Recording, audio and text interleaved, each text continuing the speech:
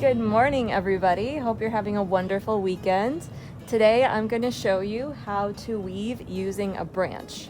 Now here are the things you're going to need. You're going to need a branch, a Y-shaped one, probably a little sturdier than this, but this will work just fine.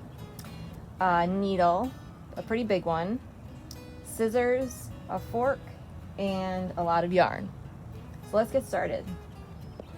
Okay, so the first thing you're gonna do is tie a piece of string to the bottom of the V, and then you're gonna create the warp, W-A-R-P, and that's the pieces of string that are going up and down and the ones that you'll use to go over and under when you're actually weaving. So you're gonna go around each piece of wood twice. So first, 1, 2. And then on this side, 1, 2. And that just makes it sturdier so that this yarn isn't really going anywhere. And you're going to keep doing that until you've reached the size you want your piece of weaving to be.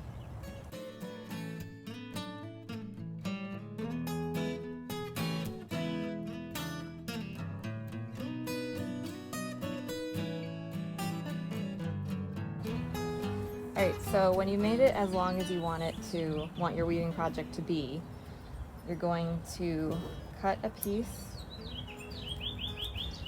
and then you're going to tie a knot, leaving a tail.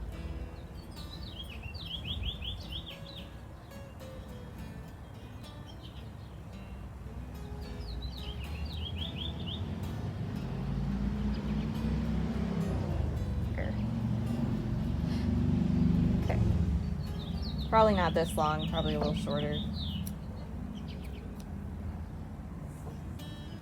So, like that.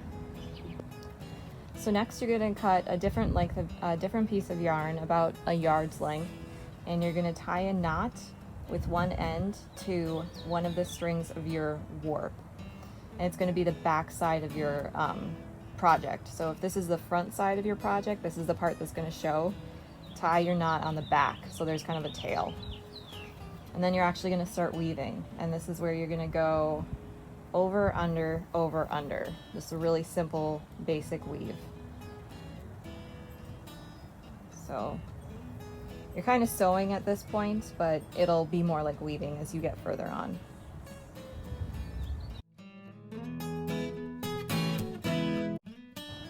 Okay, so when you get to the end of your row, you're going to thread back over, under, but you're going to do the opposite of what you did this first row.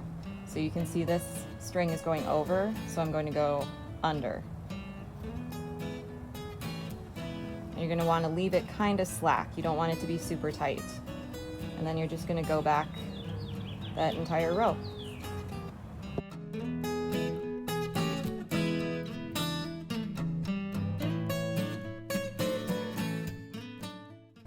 So this is where the fork comes in. You can see how there's a little bit of a gap between the two strings. You're going to put your fork through and you're going to push down to get the threads closer together. Alright, and then I'm just going to go back and I'm going to do what I did before. Do over, under, but opposite of the last row that I just did.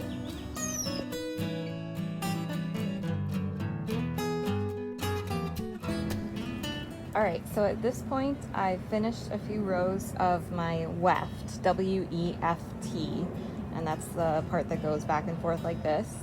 And now I've kind of reached the end of my string. So what I'm going to do is I'm going to go back and weave a little bit of that string in, and then I'm just going to have the tail hang out the back, so the back side of this.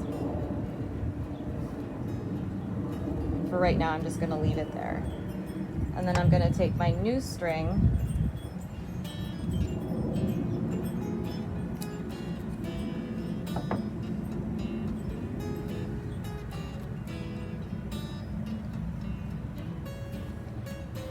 and I'm going to start where I left off with the old string. So, like right here. And just start weaving it all over again. And that's how you change colors or pieces of string.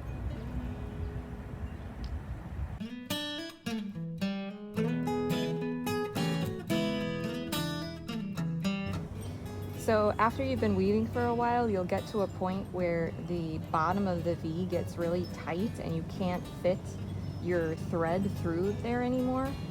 And once that happens, just go through the nearest thread you can. Keep weaving through as far as you can get before it gets too tight. And then just go back.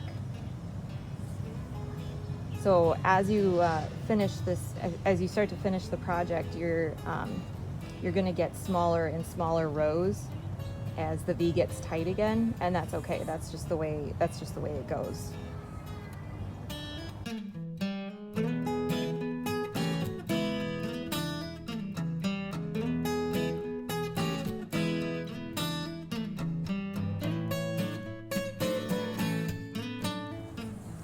Alright, so I've woven my way all the way up to the top, and I let the last thread, I pulled it through a couple of these other threads and left a little tail.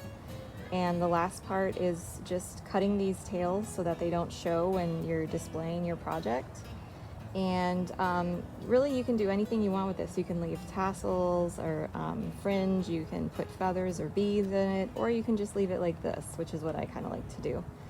But that's it.